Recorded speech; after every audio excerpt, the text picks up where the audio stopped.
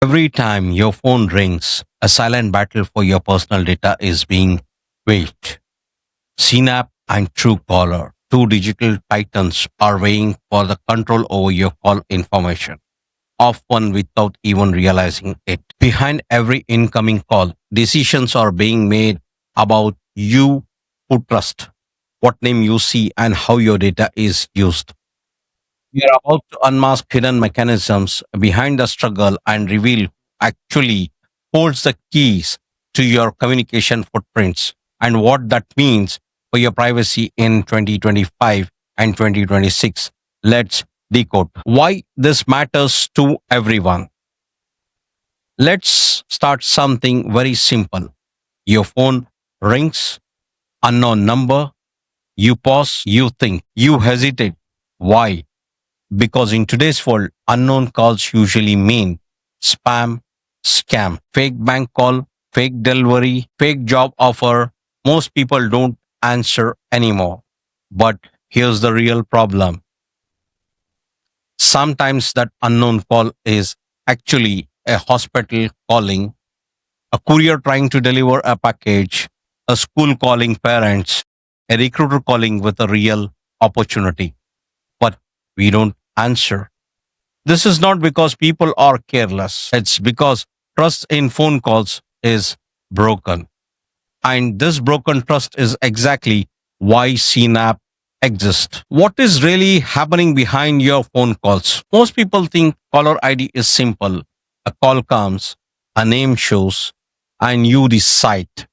But in reality, caller ID today works in two very different ways. Way one, app-based identity. This is where apps like Truecallers and other apps comes in.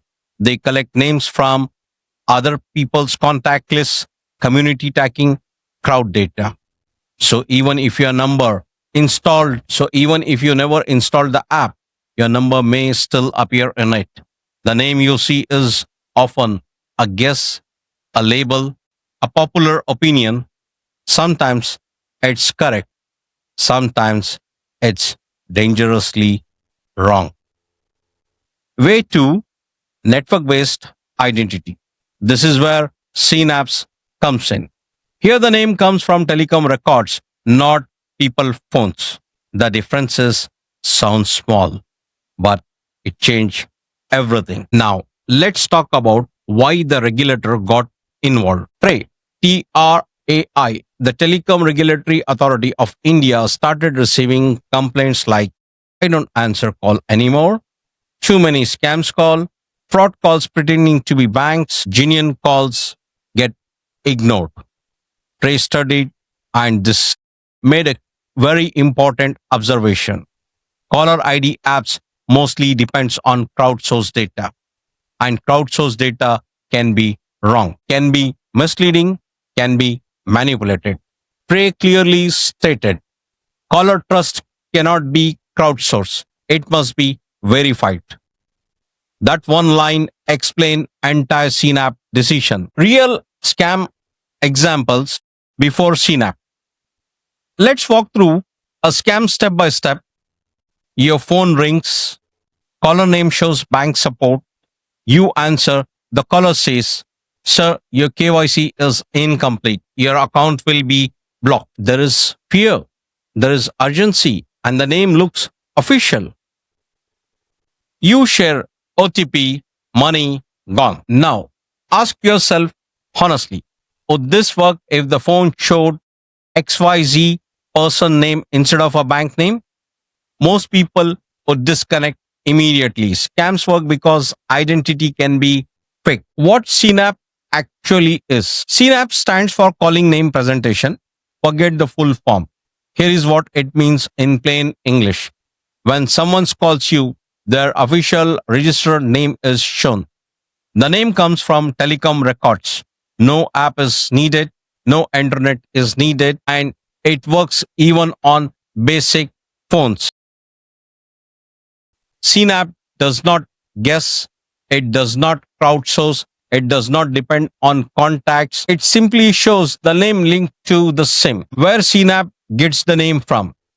The name comes from customer acquisition form or CAF or CAF CAF is form you filled when you brought your SIM, you showed Aadhaar or other ID cards, your connection was verified, that name already exists. CNAP just use that verified data. If your name is wrong, you can correct it.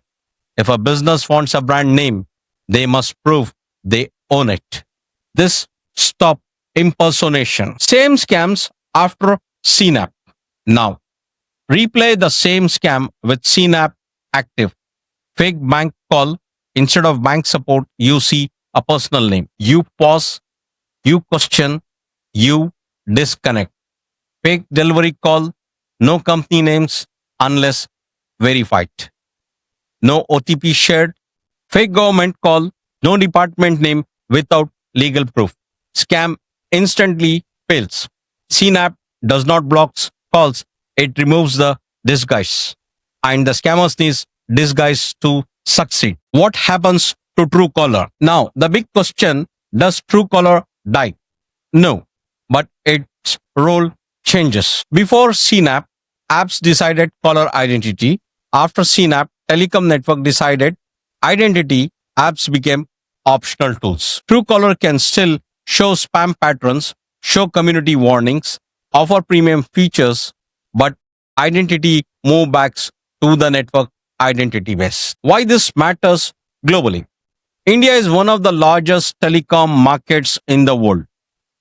If a system like CNAP works at this scale, other countries will watch.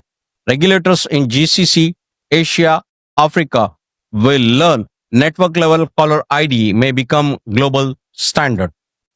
This is not just a tech change, it's a trust change. Takeaways. So let's answer the core questions. Who owns your call data? When apps decide names, control is unclear. When telecom system decide names, rules apply. CNAP does not listen to your calls. It does not read message. It does not spy. It simply answers one basic question: who is calling you? And in 2025 and 2026, that clarity matters more than ever. This is Farooq Khan, Podcast 101, Decode and Insight. Thank you.